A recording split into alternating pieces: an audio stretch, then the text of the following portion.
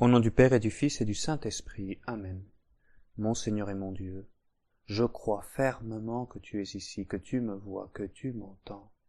Je t'adore avec profonde révérence, je te demande le pardon de mes péchés et la grâce de faire avec profit ce moment de prière.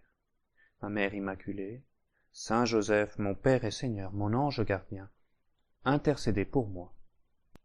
Quand vous aurez exécuté tout ce qui vous a été ordonné, dites: nous sommes de simples serviteurs, nous n'avons fait que notre devoir. Aujourd'hui, les paroles du Seigneur, entendues à la dérobade, hors contexte, ont de quoi surprendre. N'est-il pas l'envoyé de Dieu, venu pour enjamber justement ce fossé infini qui séparait Dieu de sa créature, en apportant réconciliation, pardon? N'est-il pas l'ami proche, toujours prêt à nous écouter, à offrir la consolation de sa présence? D'où viennent ces paroles en apparence si dures? Quand vous aurez exécuté tout ce qui vous a été ordonné, dites: nous sommes de simples serviteurs, nous n'avons fait que notre devoir. Alors voilà, essayons d'entrer dans ces paroles, de les situer dans le contexte, demandons tout simplement au Seigneur qui est là de nous expliquer ces paroles, car c'est bien cela que nous prétendons. Seigneur Jésus, dans ces moments de prière, te fréquenter comme les apôtres, afin que dans l'intimité de ces temps de prière, tu nous éclaires par ta parole et que nous puissions dire, comme les apôtres, à propos des paraboles et des enseignements plus difficiles: Seigneur, explique-nous cet enseignement.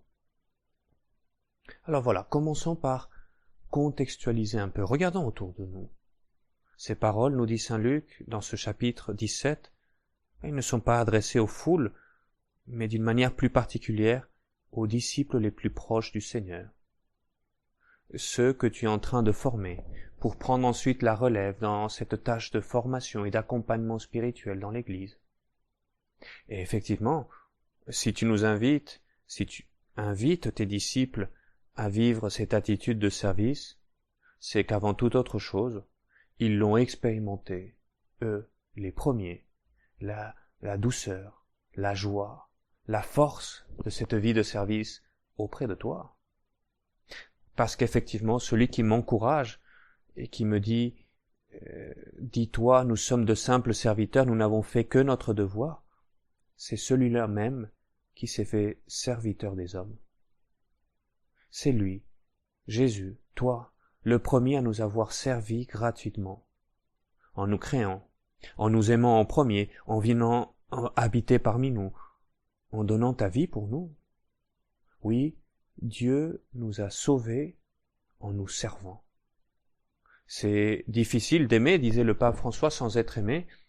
C'est encore plus difficile de servir si nous ne nous laissons pas servir d'abord par Dieu.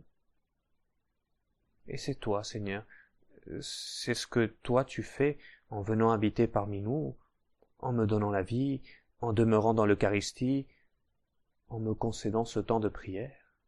Tu es venu, Seigneur, pour nous réapprendre la voie du service qui avait été défigurée par le péché. Saint Paul le dira de manière magnifique, extraordinaire dans l'hymne aux Éphésiens. Lui qui était de condition divine n'a pas retenu avidement son égalité avec Dieu, mais il s'est anéanti lui-même en prenant la condition de serviteur, d'esclave même, dira-t-il, en se rendant semblable aux hommes, serviteur. Ah oui, il ne faut pas oublier que je suis une simple créature devant l'infinie grandeur de Dieu. Nous sommes habitués à ce qu'on nous dise que nous sommes enfants de Dieu, et effectivement nous le sommes, et nous pouvons avoir tendance à oublier cela, cette distance infinie avec Dieu. Et il suffit de regarder les autres religions pour se rappeler que Dieu est infiniment parfait et qu'il n'a aucunement besoin de moi. Il ne me doit rien. Et c'est pour cela que l'attitude essentielle pour certaines personnes, dans certaines religions, c'est la soumission. Ils n'ont pas totalement tort. Parce que c'est déjà une grâce, un premier grand don que d'avoir été appelé à travailler dans la maison du Maître, à le servir. Lequel d'entre vous, dit le Seigneur dans ce même passage, lequel d'entre vous, quand son serviteur aura labouré ou gardé les bêtes, lui dira à son retour des champs, « Viens vite prendre place à la table », ne lui dira-t-il pas plutôt « Prépare-moi à dîner, mets-toi en tenue pour me servir le temps que je mange et que je boive. Ensuite tu mangeras et tu boiras à ton tour. » Va-t-il être reconnaissant envers ce serviteur d'avoir exécuté ses ordres? Non mais bien sûr, tu n'approuves pas, Seigneur, le traitement abusif de ce maître, mais tu veux nous rappeler de ne pas tomber dans ce risque bien réel, de vivre notre religion dans le calcul des pharisiens qui avaient transformé cette religion d'amour gratuit et fidèle de Dieu, leur libérateur, en une religion de droit et de devoir. C'est des préceptes tarifés. On en vient en fin de compte à traverser cet amour.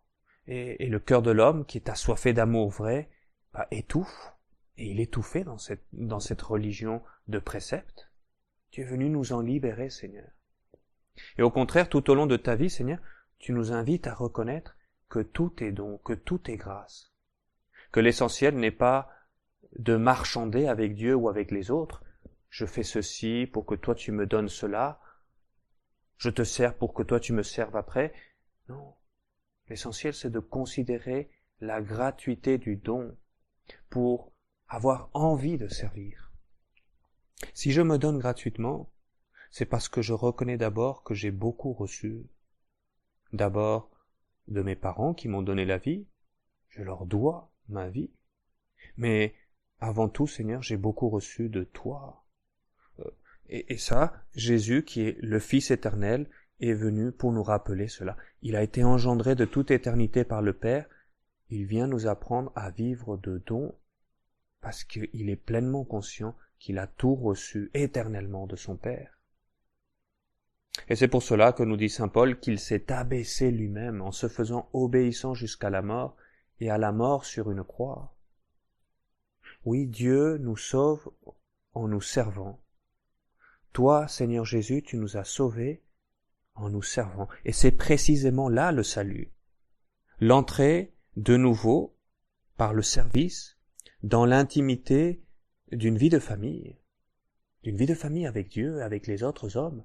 Dans l'Antiquité, le serviteur faisait partie de la maison. Plus encore, ici, c'est le Fils qui se fait serviteur pour faire de nous, les serviteurs, des fils. Et c'est pour cela, nous comprenons pourquoi saint Paul reconnaît précisément là dans ce service la seigneurie de Dieu. Je termine de te lire cette lettre aux Éphésiens. C'est pourquoi aussi Dieu l'a souverainement élevé et lui a donné le nom qui est au-dessus de tout nom, afin qu'au nom de Jésus tout genou fléchisse dans les cieux et sur la terre et dans les enfers, et que toute langue confesse à la gloire de Dieu le Père que Jésus-Christ est Seigneur. Le serviteur qui est Seigneur. Dans un monde où de plus en plus, tout se monnaie, eh bien tu es venu, Seigneur, nous inviter à oser un monde différent, basé sur une économie de la gratuité. Tu nous invites à rêver la vie comme service, comme don.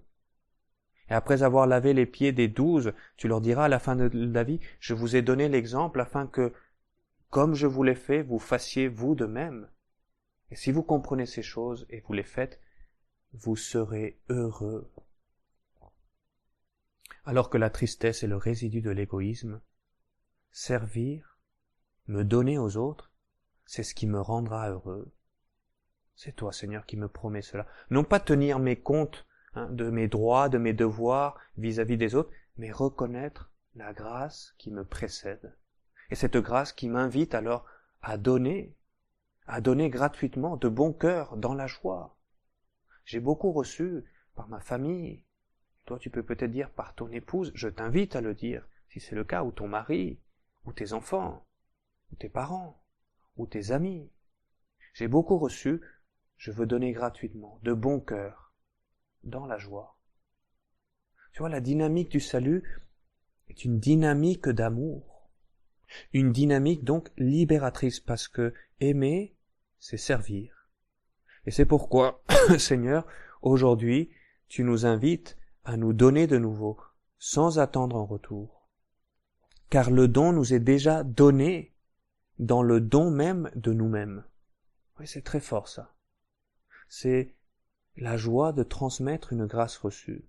Dieu qui m'a servi, Dieu qui m'a créé, qui m'a aimé, qui m'a donné ses grâces.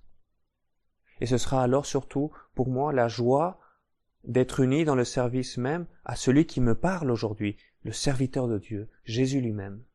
Lui qui n'est pas venu pour être servi, mais pour servir. Lui dont la nourriture était de faire la volonté du Père. Toi, Seigneur, qui m'as immensément aimé dans le service et qui a été immensément heureux. Au fond, c'est le conseil que pourrait nous donner tout tennisman. Dans la vie, comme au tennis, c'est souvent celui qui sert le mieux qui gagne. Et toi, Seigneur, tu as gagné la plus belle de toutes les vies, vivre par amour et pour aimer, en trouvant notre joie dans ce don gratuit de nous-mêmes. Eh bien, aujourd'hui, Seigneur, donne-moi la grâce de faire mienne tes paroles, qu'à la fin de la journée, une fois que j'aurai fait tout ce qu'on m'aura demandé, je puisse dire moi aussi dans la joie, je ne suis qu'un simple serviteur, je n'ai fait que mon devoir.